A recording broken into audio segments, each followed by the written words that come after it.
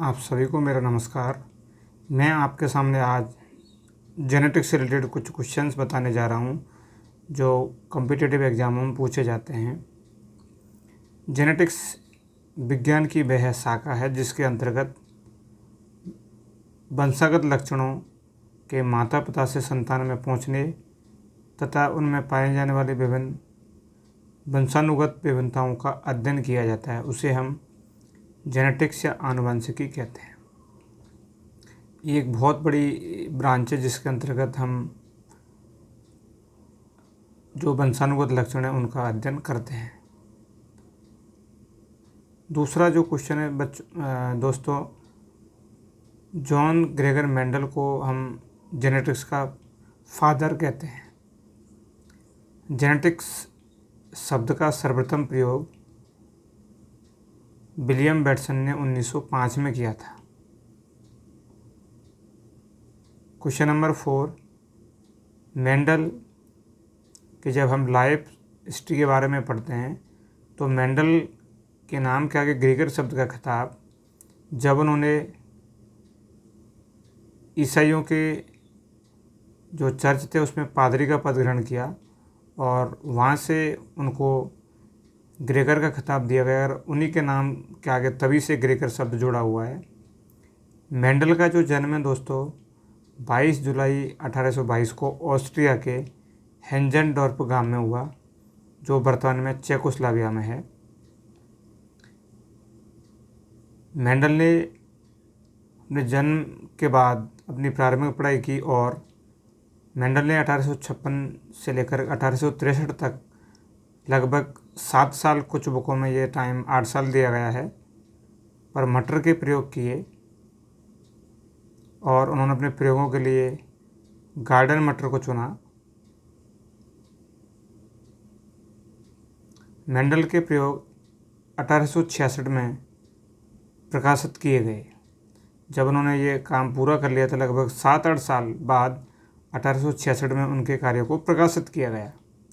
Mendel के कार्यों का दौरान व सत्यापन मेंडल के मरने के बाद 1900 में 3 साइंटिस्ट जिसमें हॉलैंड के हुगो डुबरिज, जर्मनी के कार्ल कोरेंस तथा ऑस्ट्रिया के वान शेरमार्क ने सेम परिणाम प्राप्त किए। उसके बाद मेंडल के कार्य की पुनरावृत्ति और उसके कार्य का अवलोकन किया गया। मेंडल के कार्यों का प्रकाशन 1966 में एक पत्रिका थी जिसका नाम नेचुरल हिस्ट्री सोसाइटी ऑफ ब्रून, जो ब्रून से प्रकाशित होती थी, उसमें किया गया। मेंडल की जो सफलता थी उसके कुछ कारण थे, उनमें से कुछ कारण हम आपके साथ शेयर कर रहे हैं। मेंडल ने पूर्व में किए गए विज्ञानों के प्रयोगों व परिणामों को गहनता से अध्ययन किया और उन्होंने अपने प्रयोग के लिए मटर के पौधे का चयन किया। एक समय में उन्होंने एक ही लक्षण की वंशागति का अध्ययन किया। उन्होंने आनुवंशिक रूप से शुद्ध पौधों का चयन किया जिनको हम अलग अलग आवासों में उगा सकते हैं और उनमें सेम लक्षण प्राप्त होते हैं, उन्हें शुद्ध पौधे बोलते हैं। तथा उन्होंने अपने प्रयोगों में संकरण तकनीक का भी उपयोग किया। मेंडल ने अपने प्रयोगों में उद्यान मटर, जिसका बॉटनिकल नाम पाइसम सटाइवम का चयन किया। उसमें कुछ ऐसे लक्षण थे जिसकी वजह से उन्होंने जो उद्यान मटर उसके पौधे को चुना। ये भी क्वेश्चन दोस्तों एग्जाम में पूछा जाता है। मटर का जो पौधा है वो 1 वर्षीय होता है, उसका लाइफ साइकिल बहुत छोटा होता है। मटर के पौधे में द्विलिंगी पुष्प होते हैं जिससे उनमें नेचुरली स्वपरागण होता है, लेकिन हम कृत्रिम रूप से परपरागण और विपुंसन भी करा सकते हैं। उनमें अनेक विपर्यासी लक्षण पाए जाते हैं जिसमें मेंडल ने 7 लक्षण लिए थे। मटर के पौधों को उगाना सरल है, देखने में छोटे पादप होते हैं, कम स्थान में उगाए जा सकते हैं, पर्याप्त संख्या में बीज बनते हैं और पकने में बीजों को कम समय लगता है। इसके अलावा दोस्तों ये क्वेश्चन भी एग्जाम में पूछा जाता है कि मेंडल ने मटर के पौधों में 7 विपर्यासी लक्षणों का अध्ययन किया जो इस प्रकार हैं। पहला लक्षण है पौधे की लंबाई। तो मेंडल ने लंबापन और वनोपन 2 पौधे लिए जिसमें से लंबापन प्रभावी है।